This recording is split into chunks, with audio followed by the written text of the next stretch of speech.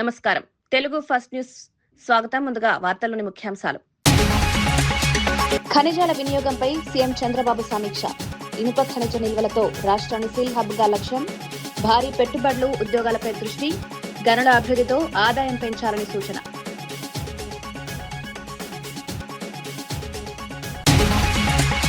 గాంధీ భవన్ లో టీపీసీసీ అధ్యక్షుడు Mahesh Goud press meet. తాజా రాజకీయాలపై స్పందించిన మహేష్ గౌడ్ అభివృద్ధి కార్యక్రమాలతో ముందుకు వెళ్తామన్న నేత, కార్యకర్తలు ఐక్యంగా పనిచేయాలని పిలుపు.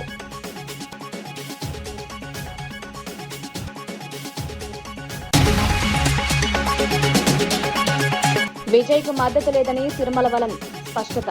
డీఎంకేతోనే తమ కూటమి. తమిళనాడు రాజకీయాల్లో కీలక మలుపు. కూటమి రాజకీయాలపై ప్రభావం చూపే అవకాశం.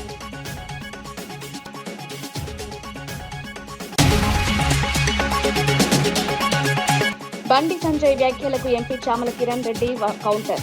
కాళేశ్వరం అవినీతిపై విచారణ ఎందుకు లేదని ప్రశ్న. బీజేపీ విజయాల్లో బీఆర్ఎస్ పాత్ర ఉందన్న చామల. మోదీ పర్యటనకు ముందే విచారణ ప్రారంభించాలని డిమాండ్.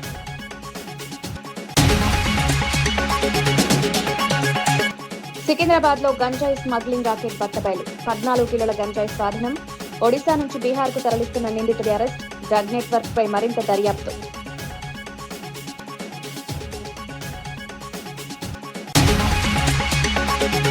అమరావతిలో సీఎం చంద్రబాబు గనుల శాఖపై సమీక్ష నిర్వహించారు. రాష్ట్రంలోని ఐరన్ ఓర్ నిల్వలను పూర్తి స్థాయిలో వినియోగించుకోవాలని అధికారులకు సూచించారు. ఆదాయం పెరగడంతో పాటు భారీ ఉపాధి అవకాశాలు కల్పించాలని అన్నారు. రాష్ట్రంలో 1938 మిలియన్ టన్నుల ఇనుప ఖనిజం నిల్వలున్నాయని పేర్కొన్నారు. పెద్ద ఎత్తున ఉక్కు పరిశ్రమలు ఏర్పాటు చేసేందుకు ప్రణాళికలు రూపొందిస్తున్నారు. 2035 నాటికి ఉక్కు ఉత్పత్తి సామర్థ్యం భారీగా పెరుగుతుందన్నారు. ఈ రంగంలో లక్షల ఉద్యోగాలు సృష్టివుతాయని చెప్పారు. మిగిలిన ఖనిజ బ్లాక్లను సంస్థలకు కేటాయించాలని ఆదేశించారు.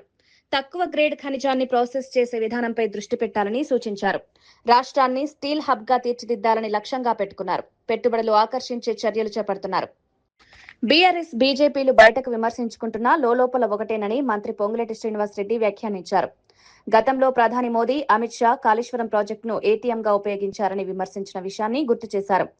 ఆధారాలిచ్చి 9 నెలలు గడిచినా విచారణలో జాప్యం ఎందుకని ప్రశ్నించారు. ఇది రాజకీయ లాలూచీ కాదా అని నిలదీశారు. కాళేశ్వరం అవకతవకలపై వెంటనే దర్యాప్తు జరగాలని డిమాండ్ చేశారు. ప్రజలకు నిజాలు తెలియాల్సిన అవసరం ఉందన్నారు. ఈ అంశం రాష్ట్ర రాజకీయాల్లో కీలక చర్చకు దారితీసింది. బీజేపీ, బీఆర్ఎస్ మధ్య సంబంధాలపై అనుమానాలు వ్యక్తమవుతున్నాయని పేర్కొన్నారు. అవినీతిపై కఠిన చర్యలు తీసుకోవాలన్నారు. పారదర్శకత లేకపోతే ప్రజలు నమ్మరని భద్రాద్రి పవర్ స్టేషన్ల నిర్మాణంలో కోట్లాది రూపాయల అవినీతి జరిగిందని అదే జ్యుడిషియరీకి సంబంధించిన కమిషన్ వేసి సుమారు 114 పేజీల రిపోర్ట్ ఇచ్చారు. ఆ రిపోర్టును కూడా నిన్న కేబినెట్ సాక్షిగా సిబిఐకి హ్యాండ్ ఓవర్ చేయడం జరుగుతుంది.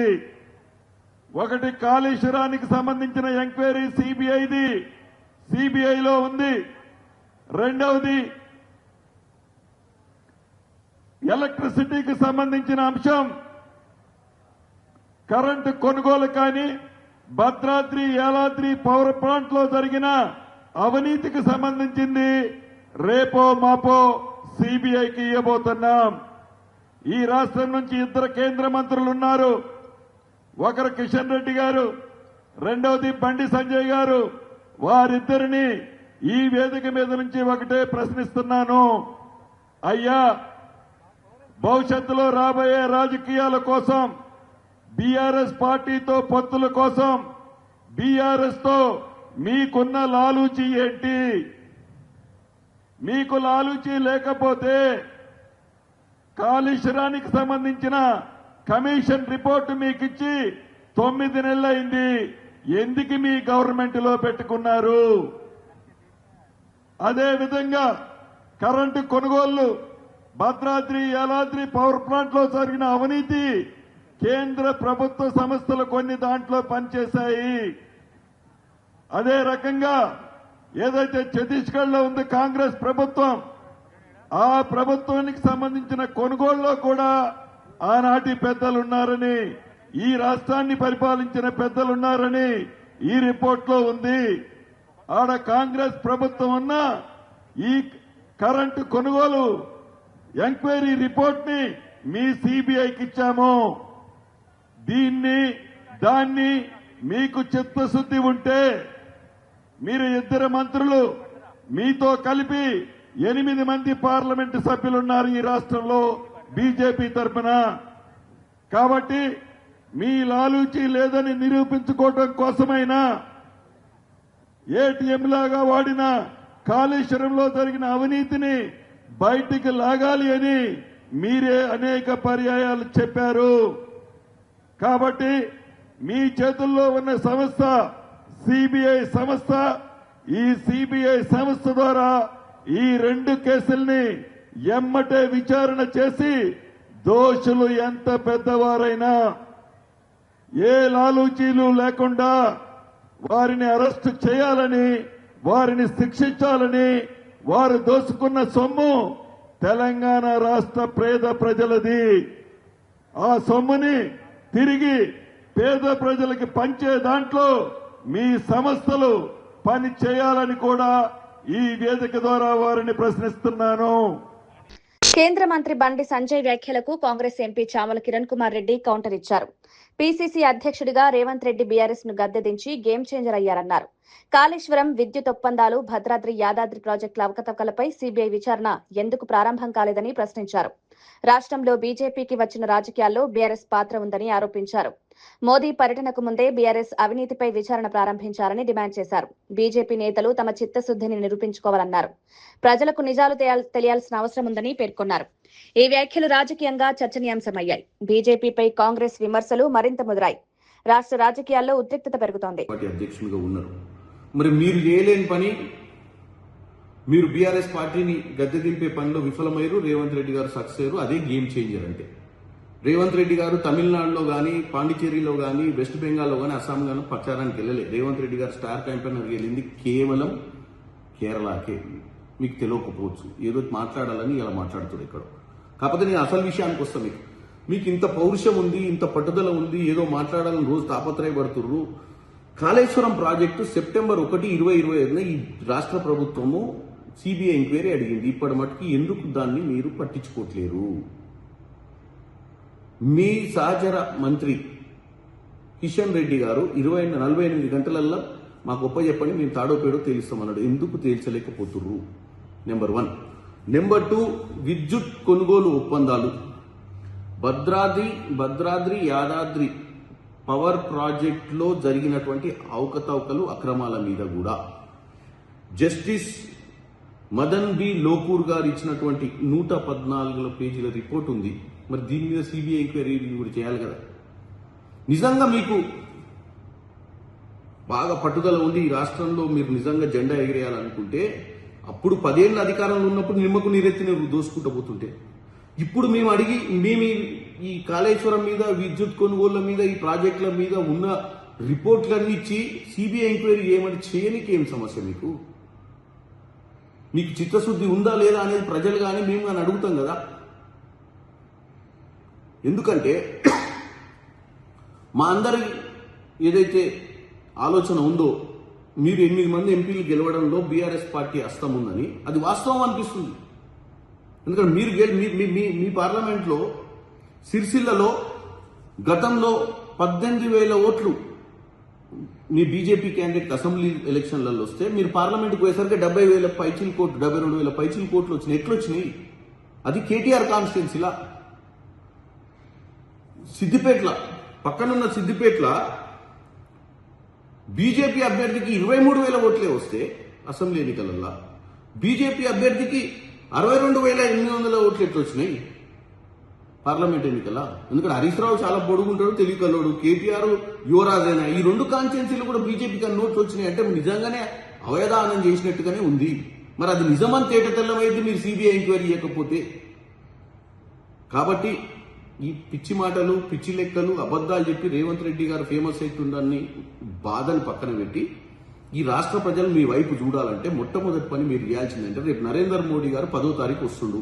10వ తారీఖు నరేంద్ర మోడీ గారు రాకముందే మీరు సిబిఐ ఎంక్వైరీని చేసి సిబిఐ ఎంక్వైరీని ఇనిషియేట్ చేయండి అని నేను కోరుకుంటున్నాను. వైసీకే నాయకుడు తిరుమలవన్ విజయ్ కు మద్దతు ఇవ్వబోమని స్పష్టం చేశారు. తమ పార్టీ డీఎంకేతోనే కొనసాగుతుందన్నారు. ఇటీవల జరిగిన అసెంబ్లీ ఎన్నికల్లో 2 స్థానాలు గెలుచుకున్నామని గుర్తు చేశారు. రాజకీయంగా తమ వైఖరి స్పష్టంగా ఉందని పేర్కొన్నారు. విజయ్ పార్టీ ఎదుగుదలపై స్పందిస్తూ మద్దతు ఇవ్వబోమని తేల్చి చెప్పారు. డీఎంకేతో ఉన్న కూటమి కొనసాగుతుందని తెలిపారు. తమిళనాడు రాజకీయాల్లో ఈ ప్రకటన ప్రాధాన్యత సంతరించుకుంది. కూటమి రాజకీయాలపై ప్రభావం చూపే అవకాశం ఉందని విశ్లేషకులు భావిస్తున్నారు. వీసీకే నిర్ణయం డీఎంకేకు బలం చేకూరుతుందని అంటున్నారు. ఎన్నికల అనంతరం రాజకీయ సమీకరణాల్లో మార్పులు చోటు చేసుకుంటున్నాయి. We agree with the judgment of the people, verdict of the people through this election. I can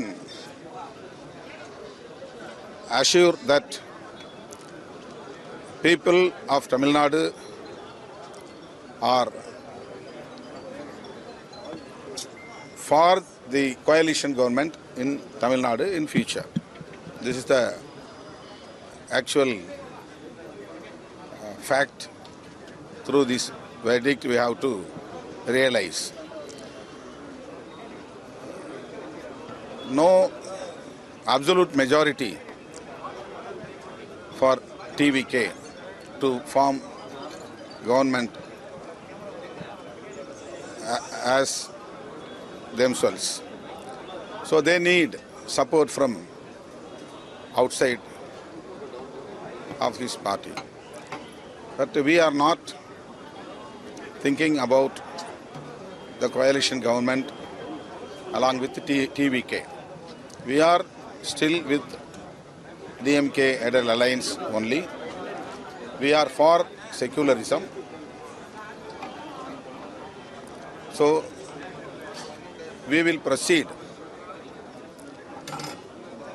with this alliance for the welfare of Tamil Nadu people. So are you open to an alliance with the TVK? Are you open to it in the future? So is this something that We have no such an idea, that we are not expecting any invitation from TVK. We are thanking to the people who have given this verdict against communal forces. పంట కొనుగోలులో జరుగుతున్న అక్రమాలపై BRS నేత జీవన్ రెడ్డి తీవ్రంగా స్పందించారు.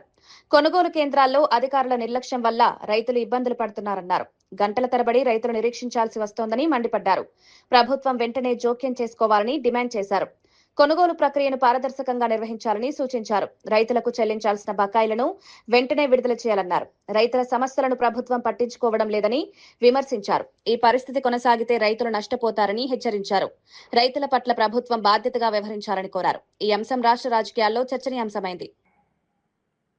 రాహుల్ గాంధీ గారు ఏదైతుందో ఎకరా 15,000 ఇస్తామని చెప్పని రేవంత్ రెడ్డి గారు రాహుల్ గాంధీ గారి నోటంట పలుకులు పలికిచ్చిండు. ఈయన మాట్లాడితే నంబరు అని చెప్పని గాంధీ గారి కుటుంబం కాబట్టని రాహుల్ గాంధీ గారితో మాట్లాడిచ్చిండు. అది నీ అభివృద్ధిలో భాగం కాదా? కూర్చో రేవంత్ రెడ్డి దగ్గర, కూర్చో రేవంత్ రెడ్డి దగ్గర. ఆ రైతు భరోసా 15,000 అడుగుతున్నా, నన్ను ఊళ్ళో పడి తిరిగిలేరని చెప్పు. అది లేదు. పోయాక నాకు అభివృద్ధి, అది ఏందో అభివృద్ధి మాకు అర్థమైతలేదు. అభివృద్ధి మేమే ఆలోచన చేసి రాహుల్ గాంధీ గారిని పట్టుకొచ్చి, గాంధీ కుటుంబం కదా, రాహుల్ గాంధీ గారు చెప్తే జనం విశ్వసిస్తారు అని చెప్పిన భావనతోని వరంగల్ ఏది ఇస్తుందో రాహుల్ గాంధీ గారితో డిక్లరేషన్ చేయించడమే. ఎకరానికి 15,000 రూపాయలు ఇప్పిస్తామని చెప్పాను. ఇలా 3 పంటలే కొట్టిండు.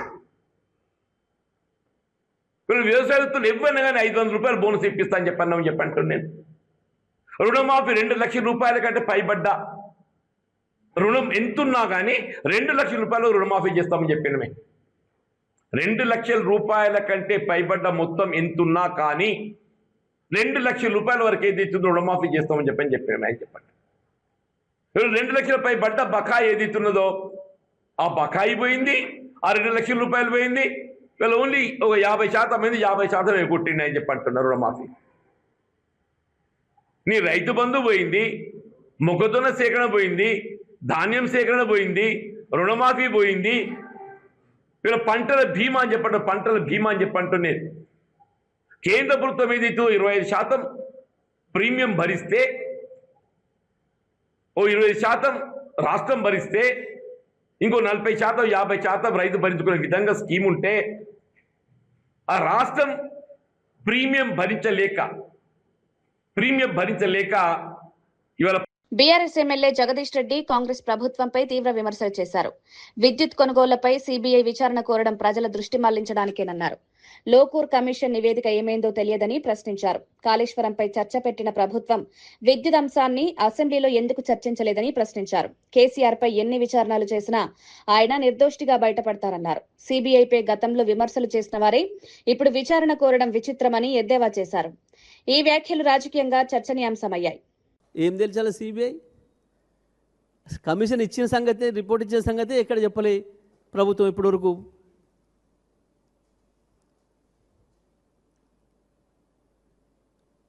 కనీసం మీకన్నా ఎవరికన్నా తెలుసా అని పలానా తేదీ నాడు పలానా లోకరు బాధ్యతలు తీసుకుండు, విచారణ చేసిండు, రిపోర్ట్ ఇచ్చిండు అన్నది మాకైతే తెలియలే. మేము పార్టీసం దాంట్లో. నాకు కూడా ఆయన నరసింహారెడ్డి గారు ఉన్నప్పుడు నోటీస్ ఇచ్చిండు. ఆ తర్వాత లోకూర్ గారు అయితే కేసీఆర్ గారికి కానీ నాకు కానీ మా ఇతర అధికారులకు కానీ ఎవరికి నోటీసులు ఇవ్వలే, మమ్మల్ని మాట్లాడలే కనీసం. మరి వారు రిపోర్ట్ ఇచ్చిన సంగతి కూడా మాకు తెలియదు. మరి ఎందుకు కాళేశ్వరం మీద పెట్టినోళ్ళు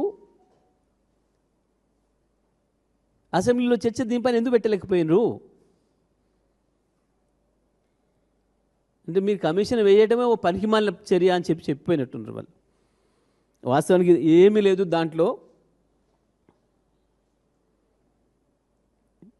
కానీ సమస్యల్ని ఇవాళ ప్రత్యేకించి ఈ సమయంలో ఏదైతే ప్రజలు తీవ్ర వ్యతిరేకత ఉందో, ఒకవైపు రైతు బంధు ఎగ్గొట్టి రైతు బంధు వేస్తా అని చెప్పి మోసం చేసి, ప్రతి ఎన్నికలకు ఒకసారి ఒక మాట చెప్పి ఈ దేవుళ్ళ పైన పెట్టి ఆ దేవుళ్ళ పైన పెట్టి, చివరికి మొన్న ఎన్నికల్లో కూడా మున్సిపల్ ఎన్నికల్లో కూడా చెప్పి మోసం చేసి ఓట్లు వేయించుకొని ఏదైతే రైతు బంధు విషయంలో మోసం చేసినారో, రైతుల ధాన్యం కొనుగోలు విషయంలో మోసం చేస్తున్నారో, ఒక వడ్లే కాదు మొక్కలు కావచ్చు, మిగతా ఇతర అన్ని రకాల పంటలు కూడా. బోనస్ ఇస్తామని చెప్పింది కాబట్టి బోనస్ను బోగస్ చేసి దాన్ని కూడా ఎగ్గొట్టడం కొరకు వడ్ల కొనుగోలు బంద్ చేసిండ్రు. మొదలేమో మాటిచ్చినాడు దొడ్డోడ్లకే ఇస్తామని చెప్పి మాట ఇచ్చారు, రాసి ఇచ్చారు వాళ్ళ మేనిఫెస్టోలో. తెల్లవారే మాట మార్చి అధికారంలోకి రాగానే సన్నోట్లకే ఇస్తామన్నారు. సన్నోట్లు పండుతలేవు కాబట్టి అప్పటికి రాష్ట్రంలో. నిజమే, మీ మాటలు నమ్మి మొత్తం రైతాంగం సన్నోట్ల వైపు మారే వరకే ఇవాళ మొత్తం కొనుగోలు బంద్ చేసిండ్రు.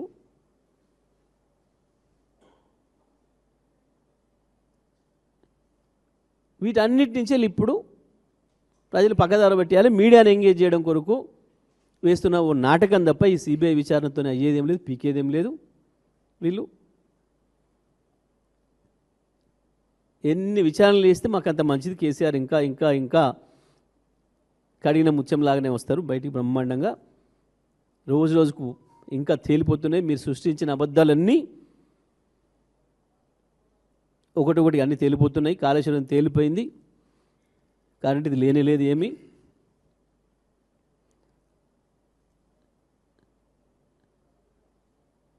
కానీ ఒకటి మీ రండతనాన్ని, మీ చేతగంధాన్ని బయటపెట్టుకున్నారు. ఇందులో వాస్తవానికి అందరికంటే ఎక్కువ పెద్ద ముద్దాయి రాహుల్ గాంధీ తప్ప ఇంకొకటి కాదు. ఎందుకంటే నీ నాయకత్వంలో నడుస్తున్న కాంగ్రెస్ ప్రభుత్వం నువ్వు ఏదైతే సిబిఐని జేబు సంస్థ అని మాట్లాడుతున్నావో, మోడీకి అదే సిబిఐకి అప్పచెప్పడం, సిబిఐ మీద నమ్మకం ఉందని చెప్పడం, అది నీ నాయకత్వానికి సవాల్ తప్ప నీ ప్రభుత్వం ఇక్కడ రండతనమే చేస్తుంది. నువ్వు కూడా రండలాగానే ప్రవర్తిస్తున్నావు తప్ప ఇది రాజీవ్ గాంధీ ఇజ్జత పోవడం తప్ప, రాహుల్ గాంధీ ఇజ్జత పోవడం తప్ప ఇంకేం లేదు. ఇంకా అమరావతి సిఆర్డీఏ కార్యాలయంలో కీలక సమావేశం జరిగింది. కేంద్ర మంత్రి పెమ్మసాని చంద్రశేఖర్, మంత్రి నారాయణ, ఎమ్మెల్యే శ్రవణ్ కుమార్ పాల్గొన్నారు. రాజధాని గ్రామాల అభివృద్ధి, రైతుల సమస్యలపై చర్చించారు. మౌలిక సదుపాయాల అభివృద్ధిపై దృష్టి సారించారు. అధికారులు గ్రామ స్థాయిలో సమావేశాలు నిర్వహించాలని ఆదేశించారు. సమస్యలను వేగంగా పరిష్కరించాలని సూచించారు. అభివృద్ధి పనులు త్వరితగతిన పూర్తి చేయాలని నిర్ణయించారు. రాజధాని ప్రాంత అభివృద్ధికి ప్రణాళికలు రూపొందించారు. రైతుల సమస్యలకు ప్రాధాన్యతనిచ్చారు. రైతుల యొక్క సమస్యలు ఏదైతే ఉందో వాటి మీద డిస్కస్ చేయడం జరిగింది. వాటిలో ముఖ్యంగా గ్రామ కంటాలు ఒకటి సమస్య ఉంది, అదొక సమస్య. అదేవిధంగా ఎక్కడైతే రోడ్లు పోతున్నాయో, అక్కడ ఏదైతే హౌసెస్ పోతున్నాయో వాటర్ సమస్య కావచ్చు. అదేవిధంగా ఎగ్జిస్టింగ్ గ్రామాల్లో ఎవరైతే ఉండారో వాళ్ళకి ఇన్ఫ్రాస్ట్రక్చర్ ఏదైతే రోడ్స్ కానీ, డ్రైన్స్ కానీ, వాటర్ కానీ, కమ్యూనిటీ హాల్స్ కానీ వీటన్నిటి మీద డిస్కస్ చేసి యాక్చువల్గా సిఆర్డీఏ కమిషనర్కి, అడిషనల్ కమిషనర్స్కి ఇన్స్ట్రక్షన్ ఇవ్వడం జరిగింది. సిఆర్డీఏ కమిషనర్ గారు కొత్తగా వచ్చారు కాబట్టి వాడిని 29 గ్రామాల్లో పోయి ఫస్ట్ మీటింగ్ పెడితే వాళ్ళకు కూడా ఒక క్లారిటీ వస్తుందనే ఉద్దేశంతో షెడ్యూల్ వేసుకొని ఈ నెలాఖరు లోపల అన్ని గ్రామాలు తిరిగి వస్తూ ఉన్నారు. తిరిగి వచ్చిన తర్వాత మళ్ళీ కూర్చొని పాలసీలు చేసి దాని ప్రకారం ముందుకు పోతాం. నేను రైతు సోదరులందరికీ ఒకటే చెప్పేది, ఏదైతే పాలసీ ఉందో ఆ పాలసీని ఫాస్ట్గా ఇంప్లిమెంట్ చేస్తాం. అటుగానే ప్రతి ఒక్కరు ఇండివిజువల్గా నాకు ఇది ఇచ్చేయండి అంటే అది మొత్తం సిస్టమ్ స్పాయిల్ అయిపోతుంది. ఆర్పైడ్ జోన్ వెనక్కి తీసేసుకున్నాం. ఎందుకనంటే ఏదైతే రెవెన్యూ వాళ్ళకి ఇచ్చామో రెవెన్యూ వాళ్ళు 1 సెంట్ కోసం తీసుకున్నారు. అయితే రెవెన్యూ వాళ్ళు పేమెంట్ చేయలే. దాన్ని యాక్చువల్గా వాళ్ళకి నోటీస్ ఇచ్చాం 2 సార్లు. అందువల్ల యాక్చువల్గా దాన్ని బ్యాక్ తీసుకోవడం జరిగింది. వాళ్ళకి ఎవరైతే గత ప్రభుత్వం ఏదో 1 సెంట్ అని కొందరికి ఇచ్చిందో వాళ్ళు ఏ జిల్లాలో ఉండారో ఆ జిల్లాలో వాళ్ళకి 1 సెంట్ ఇవ్వమని గవర్నమెంట్ ముఖ్యమంత్రి గారు ఆదేశించారు. దాని మీద కన్సర్న్ కలెక్టర్లు వాళ్ళని ఐడెంటిఫై చేసి వాళ్ళకి ఇవ్వటం జరుగుతుంది. మంత్రి గుమ్మడి సంధ్యారాణి మోదకొండమ్మ మహోత్సవాలపై సమీక్ష నిర్వహించారు. మే 17 నుంచి 19 వరకు జరిగే ఈ జాతరను ఘనంగా నిర్వహించాలని నిర్ణయించారు. అధికారులు నిర్వాహకులతో సమావేశం నిర్వహించి ఏర్పాట్లపై చర్చించారు. భక్తులకు ఎలాంటి ఇబ్బందులు కలగకుండా చర్యలు తీసుకోవాలని ఆదేశించారు. ఈ ఉత్సవం గిరిజనుల ప్రధాన పండుగగా గుర్తింపు పొందింది. ప్రభుత్వం పూర్తి మద్దతునిస్తుందని తెలిపారు. పోస్టర్ను విడుదల చేశారు. భక్తులు పెద్ద ఎత్తున పాల్గొనే అవకాశం ఉందని చెప్పారు. భద్రతా ఏర్పాట్లపై ప్రత్యేక దృష్టి పెట్టారు. ఈ కార్యక్రమం విజయవంతం చేయాలని పిలుపునిచ్చారు. సంతోషంగా ఉంది నాకు. ఈరోజు కలెక్టరేట్లో అందుకనే ఒక్కసారి సమీక్షా సమావేశం ఏర్పాటు చేసుకున్నాం. ఆ సమీక్షలో అన్ని చక్కగా జరుగుతున్నాయి. అన్ని డిపార్ట్మెంట్స్ మంచి అలర్ట్గా ఉన్నారు. కాబట్టి ఈ పండగకి అందరినీ సహకరించమని, ఎవరు అంటే ప్రత్యక్షంగా పరోక్షంగా అందరినీ సహకరించమని నేను హృదయపూర్వకంగా వేడుకుంటున్నాను. అలాగే పండగకి అన్ని రకాలుగా ఒకటి కాదు, మొత్తం మీరు ఇప్పుడే రివ్యూ మీటింగ్లో చూస్తారు, అన్ని విధాలుగా, ఎందుకంటే ఇది రాష్ట్ర పండుగ కాబట్టి ప్రభుత్వం కూడా అన్ని విధాలుగా సహకరిస్తుందని మీ అందరికీ తెలియజేస్తున్నాను. బీజేపీ ఏపీ అధ్యక్షుడు PVN Madhav south coast railway zone ఏర్పాటు నిర్ణయాన్ని స్వాగతించారు. విశాఖపట్నం కేంద్రంగా జోన్ ఏర్పాటు కావడం రాష్ట్రానికి శుభపరిణామమని అన్నారు. గెజిట్ నోటిఫికేషన్ జారీ కావడం కీలక మైలురాయిగా పేర్కొన్నారు. జూన్ నుంచి కార్యకలాపాలు ప్రారంభమవుతాయని తెలిపారు. రైల్వే కనెక్టివిటీ మెరుగుపడుతుందన్నారు. ప్రాంతీయ అభివృద్ధికి ఇది దోహదం చేస్తుందని పేర్కొన్నారు. ప్రజలకు ప్రయోజనం కలుగుతుందన్నారు. కేంద్ర ప్రభుత్వ నిర్ణయాన్ని అభినందించారు. ఈ జోన్ ఏర్పాటుతో కొత్త అవకాశాలు వస్తాయన్నారు. రాష్ట్రానికి ఇది పెద్ద ఊతమని పేర్కొన్నారు. ఆంధ్రప్రదేశ్కి ఇవ్వటం, హెడ్ క్వార్టర్స్ విశాఖపట్నం పెట్టడం, దేశంలో ఎక్కడా లేని విధంగా ఒక రాష్ట్రానికి ఒక జోన్ రావటం ఏదైతుందో నిజంగానే గొప్ప విషయం. ఆఫీస్ ఓపెన్ చేయడం, జీఎం ర్యాంక్ ఆఫీసును పెట్టడం, అలాగే ఏడీఆర్ఎంని పెట్టడం, ఇవన్నీ చేయడం జరిగింది. దాన్ని పూర్తి స్థాయి ఆపరేషన్లో తీసుకొచ్చే గెజిట్ నోటిఫికేషన్ రావడం చాలా ఆనందాన్ని పంచుకుంటాం. రాబో కాలంలో రైల్వేస్లో పెద్ద ఎత్తున పెట్టుబడులు రాబోతున్నాయి. అన్ని 4 వేస్ అవటం, ఒక బుల్లెట్ ట్రైన్ అమరావతి నుంచి దేశంలోని అన్ని నగరాలకి కలపాలని ఒక ప్రయత్నం, ఇవన్నీ కూడా అద్భుతాలు. జూన్ 1వ తారీఖు నుంచి పూర్తి స్థాయి కార్యకలాపాలు అమలవుతాయని చెప్పారు. ఆ విధంగా మీ అందరూ ఎదురు చూస్తున్న ఒక గొప్ప కార్యక్రమం ఉంది. ఆ విధంగా మా అందరికీ ఆనందాన్ని కలిగిస్తుంది. ప్రభుత్వ విప్ విజయ రమణారావు రైతులకు కీలక సూచనలు చేశారు. ఒకే పంటను వరుసగా పండించవద్దని అన్నారు. పంట మార్పిడి ద్వారా దిగుబడులు పెరుగుతాయని తెలిపారు. ఎరువుల అధిక వినియోగం వల్ల భూమి శక్తి తగ్గుతుందన్నారు. తక్కువ నీరు అవసరమైన పంటలు పండించాలని సూచించారు. వ్యవసాయ శాస్త్రవేత్తల సలహాలు తీసుకోవాలన్నారు. రైతు వారం కార్యక్రమంలో ఈ సూచనలు చేశారు. స్థిరమైన వ్యవసాయం అవసరమని పేర్కొన్నారు. భూమి ఫలభూయిష్ఠతను కాపాడాలన్నారు. రైతులు మార్పులను స్వీకరించాలని సూచించారు. ప్రభుత్వ సహకారం అందుబాటులో ఉందన్నారు. వందల వేల మంది రైతులు ఉన్నారంటే ఒక్కసారి ఆలోచన చేయండి. అంటే ఒకటే పంట కాకుండా మూసా పద్ధతిలో నేను ఇదే పంట పెడతా, ఇదే ఎత్తా, నేను ఇదే పండించుకుంటా అనే విధానం కాకుండా పంట మార్పిడి అనేది జరగాలి. ఏదైతే ఏ పంట అయితే బాగుంటది. ఒకసారి వర్షాకాలంలో వరి పెట్టాం, సరే ప్రభుత్వం సన్నవడ్ల బోనస్ ఇస్తుంది, మరి ఏ సంగతి పంట మార్పిడి చేద్దాం, ఏం పంట పెడదాం. ఇలా అనేక రకాల పంటలు ఉన్నాయి. ఏ పంట పెడితే బాగుంటుంది, మార్కెట్లో ఏ పంటకి డిమాండ్ ఉంది అనేటువంటి విషయాన్ని మీరు క్షుణ్ణంగా అధ్యయనం చేసి ఆ పంట పెట్టుకుంటే రైతులకు అన్ని విధాలుగా లాభం ఉంటుంది. కాలవేగంగా భూమి అంతా పాడైపోతుంది. దానికి బదులు మన ట్రాక్టర్లు ఉన్నాయి, ఇలా కల్టివేటర్ అయితే ఒకసారి 2 సార్లు అటు ఇటు తిరుగుతూ అంతా పోదాది. కాలేజీ ఆడ పెట్రోల్ పోసి అంట పెడితే అదే ఏమున్నా మనకైనా అవసరమా అనేటువంటి ఆలోచన. కాబట్టి అటువంటి ఆలోచన చేయకుండా మీరు ఫామ్ ఆయిల్ తోట వేస్తారని నేను ఆశిస్తా ఉన్నా. సికింద్రాబాద్ లో అంతర్రాష్ట్ర గంజాయి స్మగ్లింగ్ రాకెట్ ను పోలీసులు ఛేదించారు. జీఆర్పీ, ఆర్పీఎఫ్ సంయుక్తంగా తనిఖీలు నిర్వహించి నిందితుడిని అరెస్ట్ చేశారు. 14 కిలోల గంజాయిని స్వాధీనం చేసుకున్నారు. బీహార్ కు చెందిన నిందితుడు ఒడిశా నుంచి గంజాయి తరలిస్తున్నట్లు వెల్లడైంది. ప్రతి ట్రిప్ కు డబ్బులు ఇస్తామని చెప్పి మోసం చేసినట్లు తెలిసింది. విశాఖ ఎక్స్ప్రెస్ లో గంజాయి తరలిస్తున్న సమయంలో పట్టుకున్నారు. ప్రధాన నిందితుడు పరారీలో ఉన్నారు. కేసు నమోదు చేసి దర్యాప్తు కొనసాగిస్తున్నారు. డ్రగ్ రాకెట్ పై మరింత విచారణ జరుగుతోంది. నిందితులను కఠినంగా శిక్షించాలని పోలీసులు తెలిపారు.